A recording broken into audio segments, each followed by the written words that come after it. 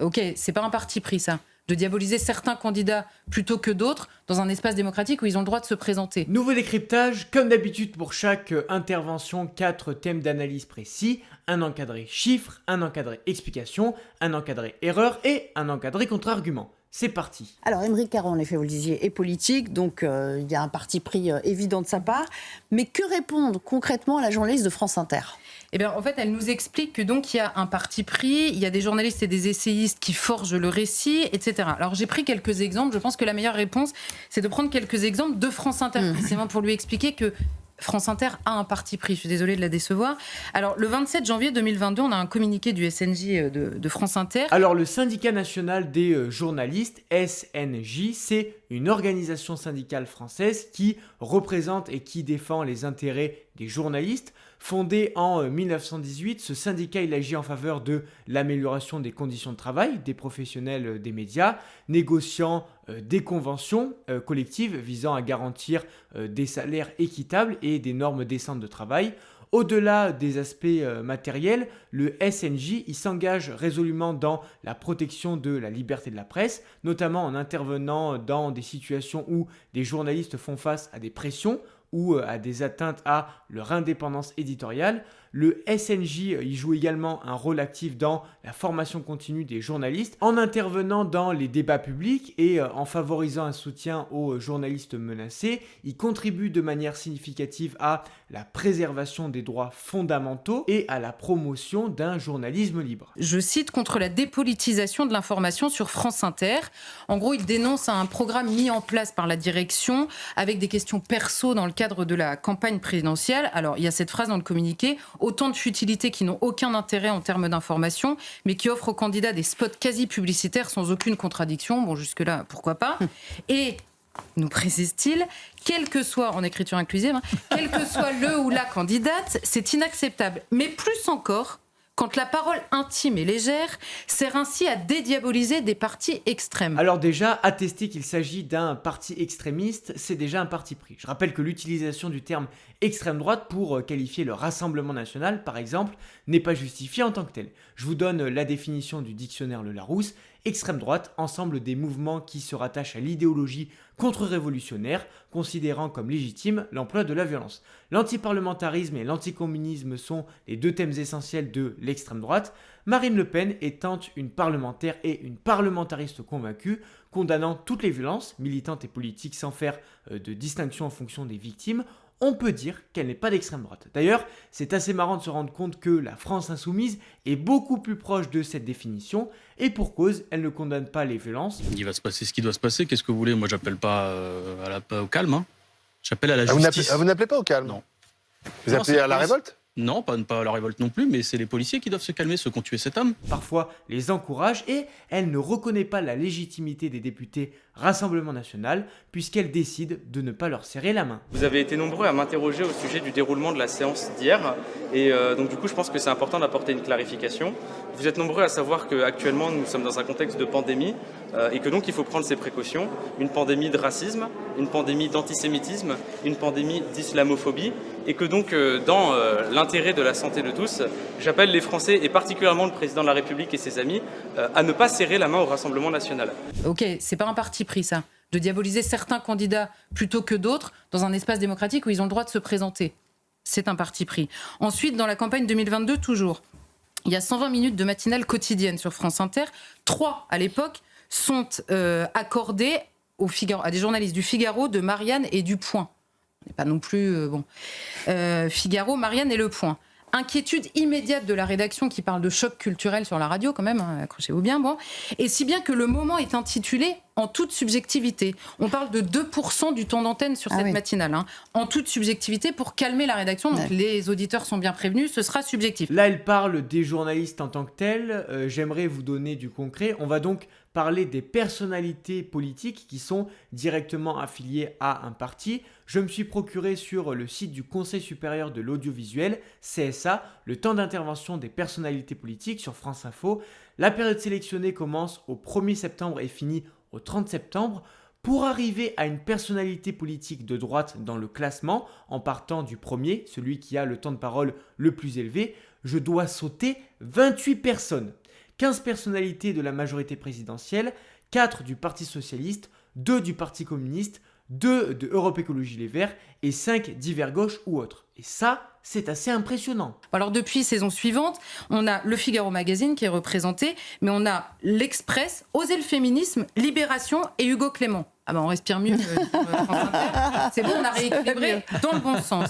Alors avril dernier, en réponse au Figaro Magazine qui fait une enquête sur France Inter, la directrice de France Inter répond que la plupart des personnes qui ont la parole sur France Inter soient des défenseurs de l'environnement, des droits des femmes, de la démocratie, c'est vrai. Alors vous allez me dire, qu'est-ce qu'il y a comme problème à cette phrase ? Bon bah, par exemple, on va prendre l'histoire du climat. Elle nous dit les défenseurs de l'environnement.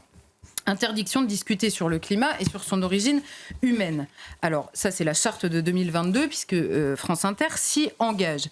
Donc, on nous dit interdiction de discuter de ça parce que c'est un fait scientifique. D'ailleurs, petite précision, à la différence de ce qu'on a tendance à croire, l'écologie au sens propre, ce n'est pas le fait de protéger la planète, mais c'est une science ayant pour objet les relations entre les êtres vivants avec leur environnement, ainsi qu'avec les autres êtres vivants. Il faut donc distinguer l'écologue qui pratique cette science et l'écologiste qui est un partisan de la protection de la nature. Maintenant, il faut comprendre que l'écologie, elle est devenue politique au travers de ce qu'on appelle le développement durable, puisque c'est un mode de développement défini en 1987 qui doit concilier la croissance économique, la réduction des inégalités et la préservation des ressources naturelles. Or, ce triptyque ne peut être conduit que par une action politique. Une partie de la croissance économique est influencée par la politique de dépenses du gouvernement, par exemple par la construction d'écoles qui vont permettre d'augmenter le capital humain de la population, ce qui a un impact sur les ressources intellectuelles nécessaires à l'innovation. Et quant à elle, la réduction des inégalités et la préservation des ressources naturelles ne peuvent être effectives qu'à partir du moment où il y a des lois qui sont votées et qui permettent d'encadrer un certain nombre de pratiques. Des économistes ont essayé de construire des modèles pour expliquer son origine. Pour eux, le progrès technique dépend des efforts des agents économiques et contribue à créer une dynamique auto-entretenue de croissance, la croissance endogène. L'accumulation du capital sous toutes ses formes contribuerait à long terme au progrès technique et donc à la croissance économique. Par exemple, l'investissement en capital technologique, comme les dépenses de recherche et développement, contribue à l'émergence d'innovations et ainsi à accroître durablement le potentiel productif. L'augmentation de capital humain permet, elle, d'augmenter l'ensemble des savoirs, des savoir-faire et des dispositions des travailleurs. Et ce qui est cool, c'est que ces investissements sont générateurs d'externalités positives, ce qui alimente la dynamique d'un processus auto-entretenu de croissance. Une augmentation de l'investissement en capital humain des entreprises, c'est-à-dire de la formation de leurs propres salariés, ça va avoir un enchaînement de conséquences positives. Une hausse de la formation, puisqu'on devra former ces nouveaux salariés, un développement de l'enseignement supérieur et une hausse de personnes plus qualifiées et donc plus productives, capables d'innover davantage et de générer de la croissance économique. Et quelques semaines plus tard, on a à l'antenne une journaliste de Mediapart qui qualifie le nucléaire, ouvrez les guillemets, l'incarnation et célébration du patriarcat, c'est-à-dire une énergie brutale, hiérarchique, opaque, sur laquelle on n'a aucune prise, qui vous écrase, qui vous marche dessus, qui ne vous laisse pas votre mot à dire. Donc là, le déséquilibre, pardon, mais si vous n'avez pas le droit de parler d'un côté parce que c'est un fait scientifique établi, cette définition du nucléaire me laisse pantoise sur le terrain scientifique. Bon.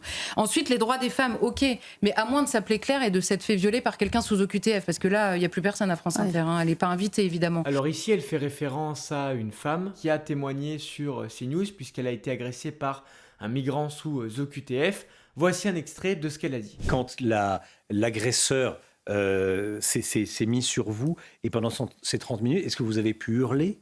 Est-ce qu'on peut hurler ou est-ce qu'on est tétanisé par la peur ? Comment ça s'est passé ? On essaye d'hurler, de se débattre, sauf qu'en fait on s'épuise aussi. Donc, et en hurlant, personne n'a répondu ? Malheureusement non. Personne n'était là. En plus, c'était quand même un samedi en plein milieu d'après-midi, donc j'avais un peu d'espoir qu'il y ait des personnes qui y passent. Mais malheureusement, non. Donc une voisine arrive, elle vous sauve, entre guillemets. Vous dites qu'elle n'a pas pu vous aider. Pourquoi ? Au début, elle n'a pas compris ce qui se passait ? Je pense que de 1, oui, elle n'a pas compris ce qui se passait. Et de 2, elle avait un taxi à prendre parce qu'elle devait partir en vacances. Et c'était peut-être un peu plus important que de porter secours à une personne. Vous lui en voulez ? Un petit peu. En même temps, elle a été ma sauveuse. Donc sur le moment, on ne peut pas forcément lui en vouloir. Mais c'est vrai que c'est quand même de base un devoir citoyen d'aider justement les autres. Vous voyez, le droit des femmes, c'est quand ça rentre dans la grille. Ça, c'est également intéressant. Et pour ce qui est de la démocratie, d'accord, à condition évidemment, enfin à moins de voter pour quelqu'un qui est donc extrême et qui mérite d'être diabolisé, mais à qui on ne parle pas. Et puis un autre exemple alors. Et puis un autre exemple, en juillet dernier, Delphine Ernotte, bon ça c'est la plus belle évidemment, on ne s'en lasse pas, qui déclare lors d'une audition devant le Parlement: je tiens à dire qu'on ne représente pas la France telle qu'elle est, mais on essaie de représenter la France telle qu'on voudrait qu'elle soit. Là franchement j'attends l'analyse des sémiologues parce qu'en termes de parti pris on est au max. C'est-à-dire qu'on ne peut pas faire mieux, je veux dire. Et la vraie différence par ailleurs, c'est que France Inter, comme d'autres d'ailleurs, vit de l'argent de tous les Français. C'est pas une chaîne privée, ça fait une différence de taille par ailleurs quand on examine ces sujets. Alors j'ai cherché le montant des subventions sur le site officiel budget.gouv.fr. En 2022, Radio France a perçu une dotation publique de plus de 570 millions. Donc on a prélevé de l'argent de vos impôts pour qu'au final ça serve à un média qui à la fois ne vous représente pas et qui parfois vous discrimine. Alors vous venez de nous faire la démonstration implacable que tous les médias seraient de parti pris, mais dans ces conditions, que reproche-t-on concrètement, réellement à CNews ? C'est là qu'on va se pencher sur le travail de François Jost, puisqu'il a travaillé à notre place, et ça tombe bien. Donc Aymeric Caron nous le cite, le Roch-Olivier Mestre, qui est en face d'Aymeric Caron, dit qu'il a lu avec intérêt cette étude, comme d'autres d'ailleurs, et nous dit-il, François Jost, l'enjeu, c'est la maîtrise du récit médiatique. Comme ça, au moins, tout le monde est très clair. Et la phrase d'ailleurs de la journaliste de France Inter, il faut s'en rappeler, elle est cruciale. Les journalistes de CNews forgent le récit, jusqu'à maintenant forgé par un monde médiatique uniforme. Il est là le problème de CNews, c'est que tout à coup c'est le caillou dans la chaussure. Et si quelques journalistes, parce que je précise, si quelques journalistes ont le pouvoir de forger le récit sur une chaîne par le choix, la hiérarchie des informations et le traitement des sujets, tous les journalistes ont ce même pouvoir. C'est simplement que quand c'est différent, on le voit un peu plus. Alors l'étude, elle est basée, en l'occurrence, dans la méthodologie. Il y a cette phrase. Dans la méthodologie, on étudie notamment la sélection des informations et leur hiérarchie en comparaison avec BFM Télé. Non, mais c'est magnifique, la méthodologie, non ? C'est le baromètre. Donc, ce qui est mal, en l'occurrence, potentiellement, dans la méthodologie, c'est donc de ne pas traiter les sujets de la même manière que BFM. Alors, Sciences Po, qui n'est pas coupable d'extrême droitisation, enfin, à moins que France Inter nous le révèle. Mais... Alors, ça va être compliqué de faire une déclaration comme celle-ci parce que 71% des étudiants de Sciences Po se considèrent de gauche. 55% ont voté pour Jean-Luc Mélenchon en 2022, 21% pour Emmanuel Macron. C'est en tout cas ce que révèle une étude menée sur 12 500 étudiants de l'école, menée entre les mois de mai et de juin 2022 par le Centre de recherche politique de Sciences Po. Est-ce que ça vous révolte qu'un professeur de danse quitte Sciences Po parce qu'on lui a demandé de supprimer les termes hommes et femmes de ses cours de danse ? Non, je pense que c'est plutôt justifié, que de ce que j'ai entendu, la professeure a en effet tenu des propos qui étaient un peu révoltants. De quel type ? Du type de trouver non esthétique de voir deux femmes danser ensemble. Et surtout, elle n'a pas voulu s'adapter au fait qu'on a jugé ça discriminant et qu'on lui a demandé de changer sa politique, de choisir les termes donc leader-follower. Pour ça, pour elle, c'était impossible. Du coup, Sciences Po lui a demandé de changer d'avis. Et... elle n'a pas voulu, et ce qui a mené à sa démission après. On peut peut-être la comprendre, c'est Sciences Po peut-être qui essaye d'imposer une idéologie woke en fait dans des cours de danse, c'est ça ? Vous avez choisi la mauvaise personne à qui dire ça. Non, je suis pas du tout d'accord. Il n'y a pas d'idéologie woke derrière, il y a juste le fait que deux femmes qui dansent ensemble auraient le droit normalement d'être respectées.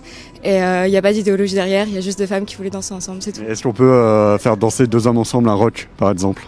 Pourquoi pas ? Y a pas... C'est curieux, non ? Non, c'est pas curieux, c'est normal. Mais qui a trouvé ça discriminant ? Les étudiants qui ont subi ça et l'administration. A fait une étude nous révélant que, par exemple, le service public invitait plus de personnalités de gauche et que les chaînes privées, de manière générale, plus de personnalités de droite. Mais ça rentre pas dans l'étude. Bon. Et alors, je vous cite des phrases réelles de l'étude, donc à partir de la méthodologie.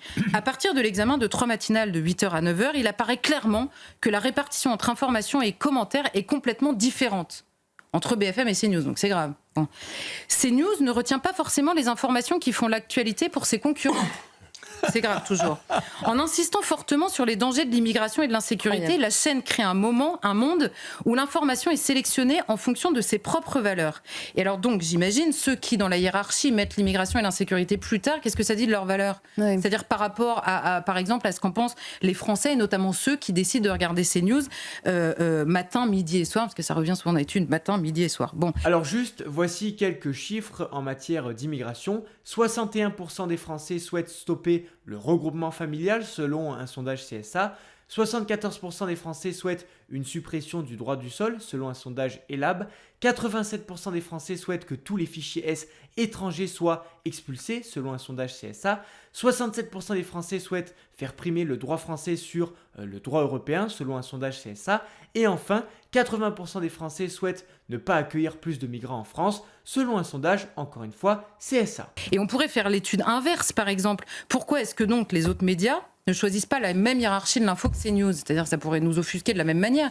Qui décide que selon quelle chaîne il faut, à partir de quelle chaîne il faut imposer le récit médiatique? Et quant aux invités, évidemment, il faut, noter là encore une différence de taille qui s'ajoute, on va dire, au côté chaîne publique, chaîne privée, c'est que le service public n'invite pas et assume de ne pas inviter certaines personnalités en fonction de ce qu'elles pensent. Alors en plus des décisions issues des chaînes de télé, il faut savoir que, par exemple, Jean Messia est actuellement interdit de plateau par l'Arcom, qui est l'autorité publique indépendante qui résulte de la fusion entre le Conseil supérieur de l'audiovisuel et la Haute Autorité de la diffusion des œuvres et de la protection des droits sur Internet.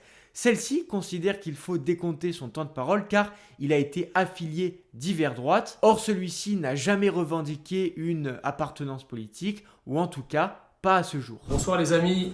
Donc, comme prévu, je suis avec mon avocat conseil, Maître Pandelon, qui présente pour moi aujourd'hui un référé liberté pour contester la décision inique de l'Arcom, dont la conséquence est de me suspendre des plateaux de télévision. Donc je continue le combat judiciaire puisque c'est le seul qui m'est aujourd'hui, possible. Et donc je vais me battre jusqu'au bout pour revenir porter votre voix sur les plateaux télé. Et j'en profite pour remercier Maître Pandelon. Sur CNews, Aymeric Caron le sait bien, parce qu'il y a quelques-uns de ses petits copains députés qui ont débuté sur CNews. Ouais. Louis Boyard, pour ne pas le citer, David Guiraud, qui était régulièrement sur ces plateaux. Et eux ont décidé de ne plus venir sur CNews parce que d'autres avaient la parole. D'autres qui, en effet, n'ont pas la parole sur d'autres chaînes de télé. Donc il est difficile de venir chouiner parce qu'on n'a pas la parole sur une chaîne qu'on a décidé soi-même de boycotter. Alors je vais laisser Roch-Olivier Maistre conclure, parce qu'il répondait ça, notamment quand il était interrogé sur CNews par des étudiants de Sciences Po. Il avait répondu « Je ne connais aucune démocratie où l'autorité administrative contrôle le temps de parole des journalistes et des éditorialistes ». Il rappelait à ce moment-là que sur la question du temps de parole réglementaire, c'est-à-dire des hommes politiques, CNews était absolument dans les clous. Bref, c'est la fin de cette vidéo, j'espère qu'elle vous aura plu. N'hésitez pas à la liker et à vous abonner, surtout n'oubliez pas, partagez pour faire changer les choses.